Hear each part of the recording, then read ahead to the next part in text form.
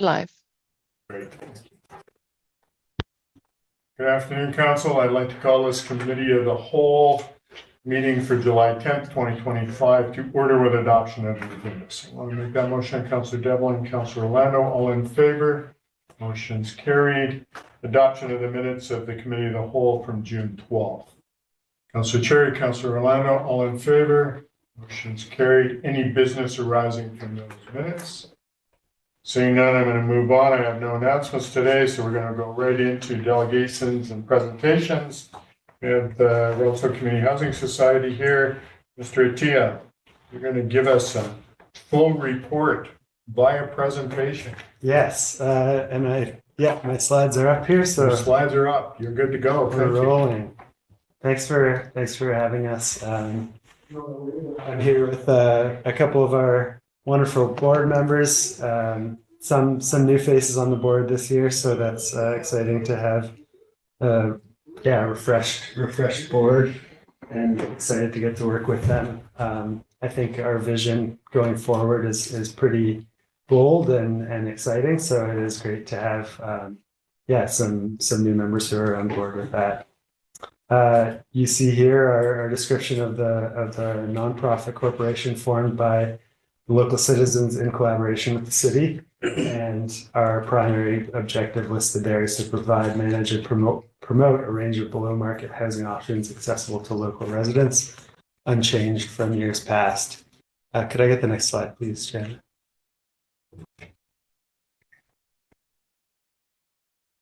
So we just had our annual general meeting in June, and you see our existing board there along with those new members. We're going to get their headshots and get them in the next report, but this is done before we had that chance. So Sheena Wells, our returning president, Mike Brooks Hill, the vice president, Karen Ball, returning treasurer, Aaron Orlando, our city council representative, Pam Doyle, director, Tara Sutherland, Brenda Damone joining this year, along with Meg Irving, and our secretary, and Michael O'Farrell, another new director. Next slide, please.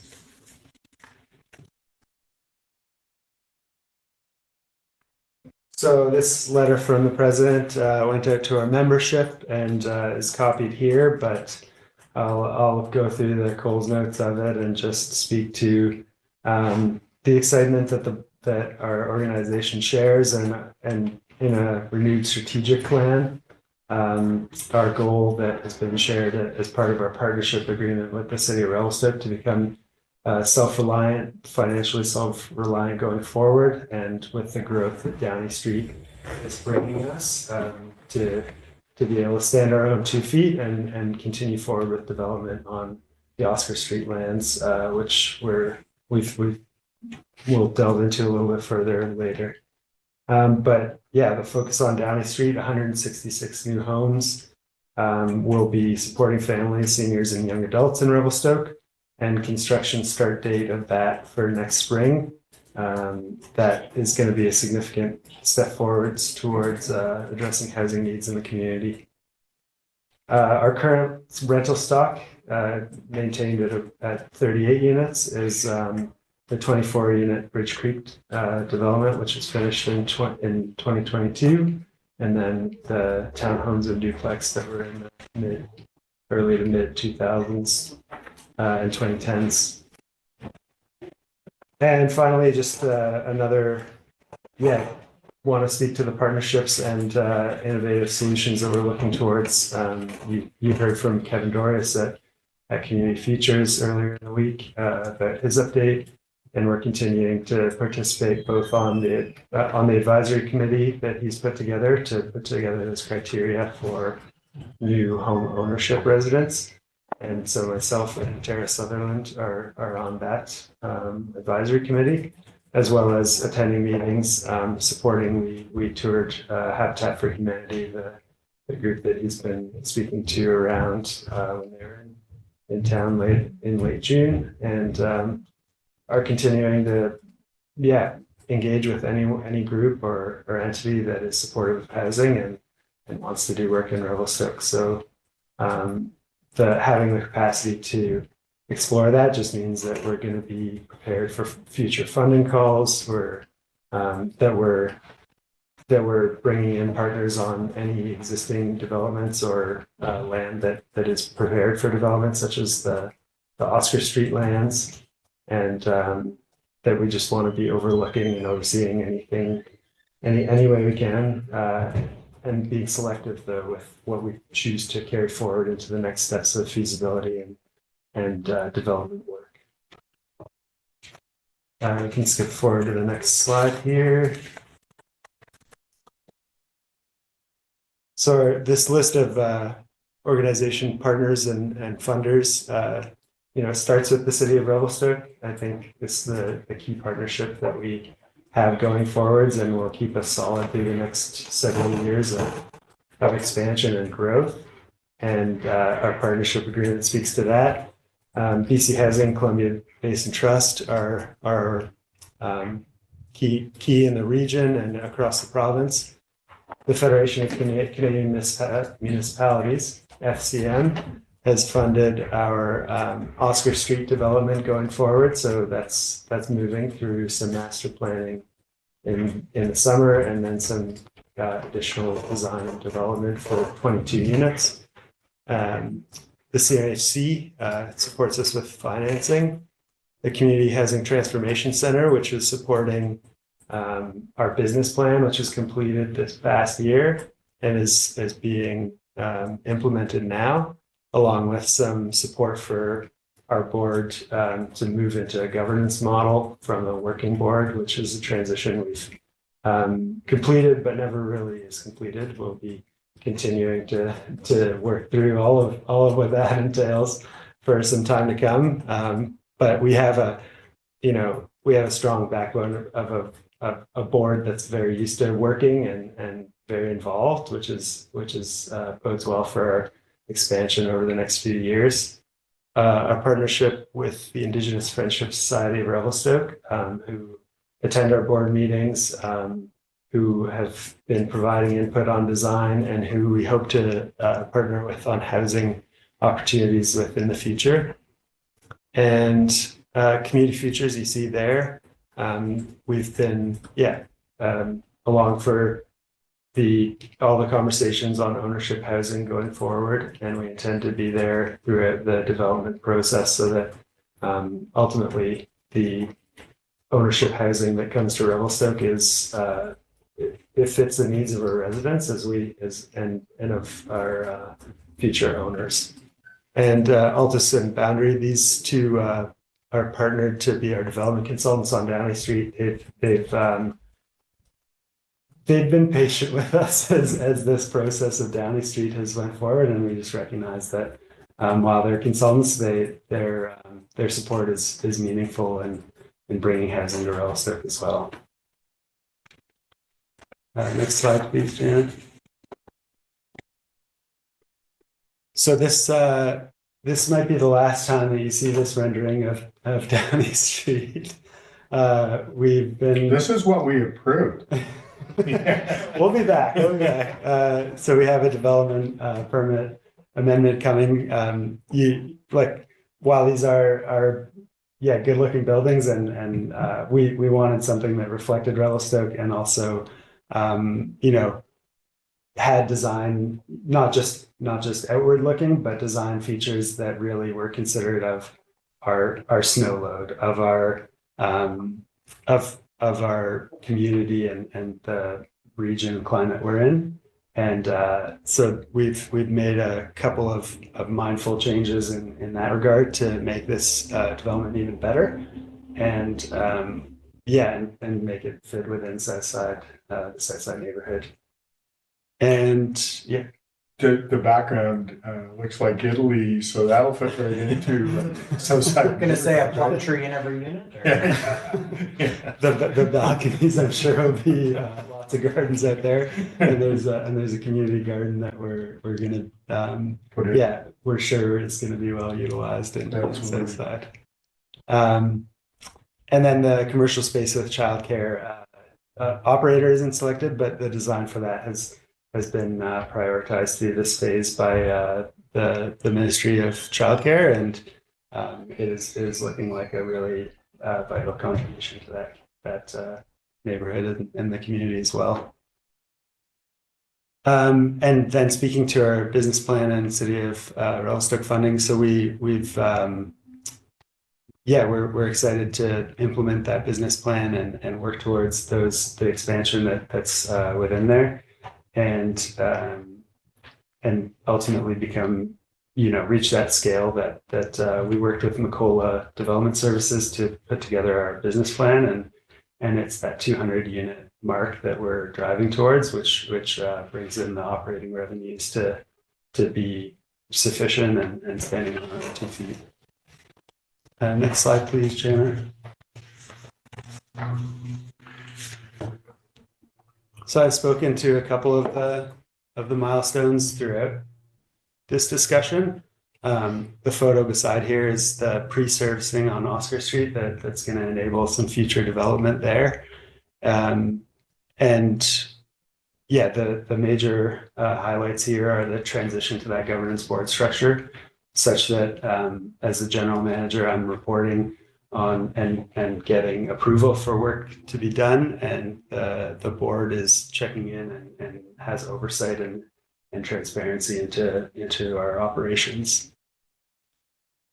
And then that Oscar Street design development was initiated. We've had a couple meetings with the planning department and engineering to this point, and we have 122 additional units that are in that development phase, and looking forward to see through the master plan that the City of Revelstoke put together on that land as well, which has been really instrumental in moving forward.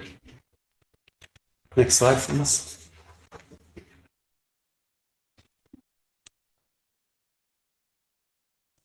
So this summary is just of where we are at with those total of 288 units at various stages of design and development.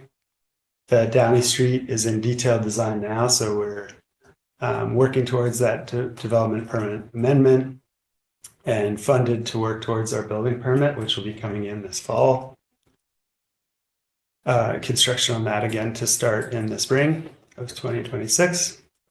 We've got the Humber Street development, which has 22 units up to 30 possibly, but those aren't permitted yet. Those are the design grants are funded through the Federation of Canadian Municipalities, and we're working towards being ready for a capital funding grant application. And then the Oscar Street land, so we've got another 100 units in design there, 400 plus in the master plan there. And the concept is initiated for that pre-service land on the Oscar extension.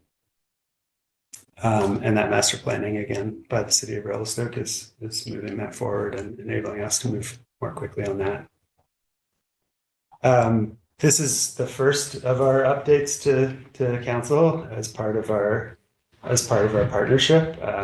This the 6th mark and my just over my 1 year mark with the society, and I think we're on track to achieve some pretty significant things in the next 3 years. But yeah, we will be back here, and we intend to keep you updated with progress as it goes on. And I'm here to take any of your questions that might have arisen as part of this. So just a couple of questions for Humber Street. Capital grant funding you've applied for that funding, or you're in the process of applying for capital funding, and through who? Can you say that publicly? We haven't yet. At the conclusion of our design funding here, we will be prepared to go forward with the capital funding at that point. Okay, all right. Council, any questions? Mr. Chair. Thanks, Marissa. Just for clarification, because on page 3 it says expected construction start spring of 2025, but I believe you said it later on in spring of 2026. So just looking to a typo that you caught. Yeah. Thank you. yet we're past spring of 2025, so certainly not. Typos happen. We're all human, but I just want to make sure that everything was clear because we did get that article from the review stating 2026. Yeah. So, thanks. I will hand it over to Palmer. Through the chair, yeah, thanks, Todd, and thanks for the board of directors, governance people. It's great. I think that's a good transition going into having that clarification of roles and because this is much bigger, so I'm assuming you won't be getting into problem tenants and that kind of thing. You're probably happy to let that go. Yeah, so I have a few questions. Thanks for the update. So the design concept, you talked about that, so that's interesting. Yeah, I think we first saw that with the previous council, actually. Yeah. And where the province was well keen, and they were assuring us that they were going to have shovels in the ground a long time ago. And So just to clarify, that's Downey design concept? Or? yeah, talking okay. Downey, yeah, predominantly going to be talking Downey. Yeah. So part of that, we had a discussion or an update from our director of engineering on the multi-use paths and the changes along on 4th Street. It was assurances that there was going to be integration with that on this development. Can you speak at all to that? Because that's been a big part, the whole traffic calming, multi-use paths, and then especially the citizens along 4th have been pretty vocal. So I think this was a great opportunity for integrating that and overall saving costs, on both parties. Yeah. I guess what I can say right now is we're partnered closely with the city of Revelstoke and with BC Housing on this development. And so we're looking to integrate and look to support any community contributions how we can through this development. So we want that conversation to go forward and to just be as transparent as possible and the timelines and ability that this project has to support. Yeah, interesting. Because some of the discussion that was there was the integration. So it is the opportunity to have really good frontage along 4th that serves the residents there. So there's easy access. You don't have those kind of sort of typical content conflicts. And I know a number of developments in different communities, when you have that sort of partnership, you don't get constrained with a boundary line. So yeah. So just further to Councillor Cherry's question, so it started in September 2026, and I did ask these questions before, but I think some of them weren't on the public record. But so has a contractor been awarded to proceed? Has that happened at this point? Yeah. So just a correction there, it was spring of 2026, not September of 2026. Okay, yeah, sorry. Yeah. And yes, we awarded a design build contract in this spring in late March, and have initiated so they're the group that's taking the rest of design forward from where we're at to building permit. And then once funding is secured for the total capital amount that's projected when we have a Class A budget, then we'll move ahead with a contract for construction. Not a separate contract, the same, but just we'll be able to check that box and go to the next step of construction. Right. So through the chair, so my understanding is it's a design build, Yes. as opposed to a more traditional. A lot of design builds are done nowadays because they're often better. As opposed to a design already determined going to tender. This was a design build, so it's the integration of the two components. Yeah. So the RFP that went out was for that design build, and the team that came forward was a designer and a builder paired together. And and through the chair. So, and was that a public process? The a call for requests for proposals. Yeah, that was publicly posted, on various procurement sites. And we had good level of interest and a competitive bid at the end. So it was I think we ended up with the best proposal there. Right. And just for clarity, so there is an award for a contractor, so that step is already complete. Yeah, that's behind us, and design is well underway. Right. And then through the chair, a question just on the design. So you talked about, those design concepts. When would you anticipate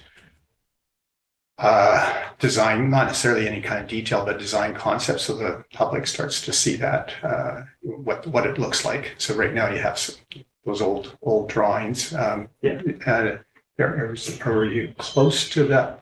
We'd be seeing those design concepts? Yeah, within the next 30 to 60 days, I'd say is when we'll have some concepts that are ready to go out. And we also just recognize the importance of communicating and